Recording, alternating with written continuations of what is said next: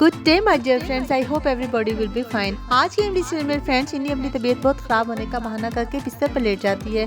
इमली से आराम करने का कहती है, लेकिन वो जानबूझकर इमली से कहती है, इमली मैं तुम्हारी हेल्प करवाने चाहूँगी, अदरवाइज कौन तुम्हारी हेल्प करेगा। जब इमली चली जाती है तो थर सबसे छुपकर चीनी के पास आता है उसे मिलने के लिए। वो उसे देखकर ड्रामा करने लगती है बीमार होने का। वो कहता है कि तुम ना चलो तो कहती है कि तुम्हें देख कर तो मेरा दिल डांस करने का करता है, और फिर वो मीठी मीठी बातें करने लगती है। वो उसे कहती है कि आटो तुम जाओ, अगर किसी ने देख लिया तो हमारा प्यार गॉसिप बन जाएगा।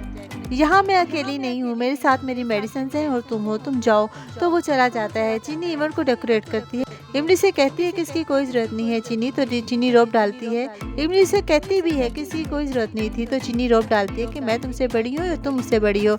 इन इवेंट को कैसे सेलिब्रेट किया जाता है मैं अच्छी तरह जानती हूँ, तुम बस चुपचाप देखती रहो। आज आटो को बहुत बड़ा शौक मिलने वाला है। इमली का बदलता हुआ चेहरा देखकर फिर वो बात बदल देती है। वो कहती है कि मेरा मतलब है कि सरप्राइज मिलने वाला है।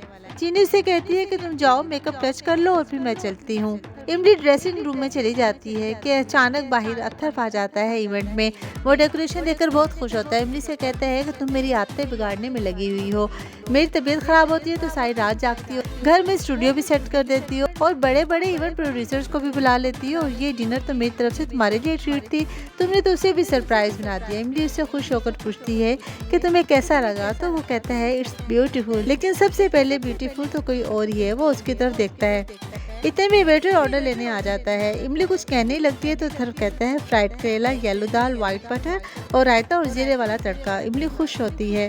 वो कहती है ये तो मेरा मनपसंद मेन्यू है, ये आपको कैसे पता चला। तो थर खुश होकर उसे कहता है तुम अब मेरी जिम्मेदारी हो, मुझे तो कुछ ना कुछ पता होना चाहिए ना, इसलिए मैंने अर्पिता जी से फ़ोन करके सब कुछ पूछ लिया था। वो कहती है थर जी एक सरप्राइज और भी है, और जाकर लाइट ऑन करने के लिए बटन पर हाथ ही रखती है। फ्रेंड्स के दरवाजे पर नॉक हो जाती है और इमली अपने ख्यालों से बाहर आ जाती है।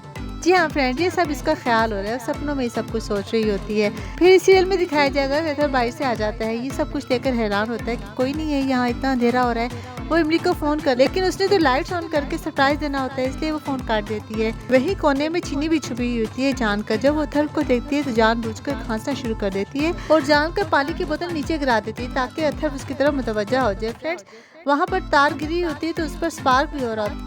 अथर एक तरफ देखता है कि इमली लाइट्स ऑन करने लगी है, दूसरी तरफ देखता है कि चीनी बिजली की तारें जोड़ने के लिए खड़ी है।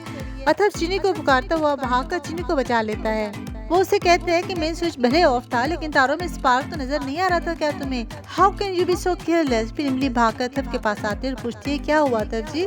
अथर इमली को देखकर बहुत गुस्से होता है। वो कहता है कि तुम्हें आइडिया भी है कि तुम क्या कर रही थी? चीनी को करंट भी लग सकता था। वो चीनी से कहता है कि तुम यहाँ क्या कर रही थी? तो वो इमली को ब्लेम करती है मासूम बनकर कि मैं तो ये जगह डेकोरेट करने के लिए आई थी, मैं इमली को ना तो नहीं कह सकती थी ना। वही अतरफ का पारा और हाई हो जाता है। वो कहता है कि ब्लाउज स्टाफ को ये सब कुछ क्या हो रहा है। वो फूलों की लड़ियां खींचता है पागलों की तरह, इमली की बहुत इंसल्ट करता है। फ्रेंड्स कि ये क्या, अपनी तरफ तो देखो, इतना ओवरड्रेस क्यों हो, हम किसी के वलीमे में जा रहे हैं क्या? इमली मासूमियत से कहती है कि हमने तो बस चीनी की हेल्प ली थी, पहली बार हम डेट पर आए थे ना। तो अथर ऊंचा ऊंचा चिल्लाना शुरू कर देता है। व्हाट अ नॉनसेंस, ये कोई डेट नहीं थी, मैं तो सिर्फ एक मामूली से डिनर पर तुम्हें लेकर आया था। दैट्स इट, मुझे नहीं पता था कि तुम इतनी डेस्परेट हो, एक मामूली से डिनर को इतना कॉम्प्लिकेट बना दोगी। अगर तुम्हें ये सब कुछ करना था तो तुम खुद ही करती, इन्हीं बेचारी को इस हालत में लाने की क्या जरूरत थी? तुम इतनी रिस्पॉन्सिबल हो चुकी हो, मैं कभी ये सोचा ही ना था। अगर चीनी को कुछ हो जाता तो चीनी को एकदम से देखता, चीनी इशारा करती है नहीं आगे कुछ ना कहना। तो वो ये कहता है कि फिर मैं तुम्हारी फैमिली को क्या जवाब देता। चीनी अथर्व को ऐसा करने से मना करती है। फिर अथर्व कहता है मुझे पहले यही लगता था कि तुम सबका ख्याल रखती हो, लेकिन तुम अपने मतलब के लिए इस बेचारी की हेल्थ को भी रिस्क में डाल दिया कि ये बेचारी अभी तुम्हें डिफेंड कर रही है। आज मैं तुम्हें थैंक यू बोलना चाहता था क्योंकि मैं बहुत खुश था, लेकिन आज इस सरप्राइज ने मेरी खुशी को तबाह कर दिया। इमली की आंखों से मुसलसल आंसू बह रहे होते हैं। वो कभी ऐसा सोच भी नहीं सकती कि सब कुछ क्या हो रहा है। इमली से सफाई देना चाहती है, उससे कुछ कहना चाहती है, लेकिन वो बदतमीजी से कहता है कि just don't talk to me, don't dare. यहाँ पर चीनी बहुत खुश होती है अपने अचीवमेंट पर, इमली रोती है और फिर तीनों घर आ जाते हैं। सब घर वाले ये देखकर परेशान हो जाते हैं। चीनी मुस्कुराते हुए किया को देखकर चली जाती है और फोन करके अनु का शुक्रिया अदा करती है इतना अच्छा शैतानी आइडिया देने का। वो अन्नू से कहती है कि जब ये प्रॉपर्टी अथर्व के नाम हो जाएगी तो मैं उससे शादी कर लूँगी, बिना पैसों के तो वो मेरे लिए बेकार है। जैसे जैसे आप बताएंगे मैं इमली और अथर्व में कंफ्यूजन पैदा करती जाऊँगी। खुश होकर अन्नू से कहती है सारी बातें रुद्रप्राणा अंकल सुन रहे होते हैं। वो एकदम से अंदर आ जाते हैं, वो फ़ोन बंद करती है। वो कहते हैं कि मैं तुम्हारे सारे गंदे हथकंडे जानता हूँ। तो चीनी मज़े लेकर कहती है कि अंकल जी मैं तो आपके लिए परेशान हूँ कि आपका क्या बनेगा। जब मैं अथर्व को अपने इशारों पर नचाऊंगी तो आपका क्या होगा। मैं तो आपकी होने वाली बहू हूँ, आप मेरा कुछ नहीं बिगाड़ सकते। वो उन्हें चैलेंज करती है। वो कहता है कि जल्द ही तुम इस घर से जाने वाली हो या इमली आ जाती है तो वो दोनों बात बदल लेते हैं। अंकल कहते हैं कि मैं चीनी का हाल पूछने आया था और कह रहा था कि इमली तुम्हें जल्दी ठीक कर देगी। इमली का उतरा हुआ चेहरा देखकर वो उनसे पूछते हैं तो तुम्हें क्या हुआ। तो चीनी कहते हैं इन दोनों का झगड़ा हुआ है। तो अंकल उसे समझाते हैं कि मेरी और अथर्व की माँ की लड़ाई होती थी, बस अंडरस्टैंडिंग खत्म नहीं होनी चाहिए, माफ़ी मांग लेनी चाहिए, अपना रिश्ता संभाल कर रखना चाहिए। अथर्व की माँ जब मुझसे नाराज़ होती थी तो मैं उसके लिए उसका मनपसंद खाना बनाता था, तुम भी ऐसा करो। वो उसे मोटिवेट करते हैं और कहते हैं कि तुम जाओ और अथर्व को मना लो।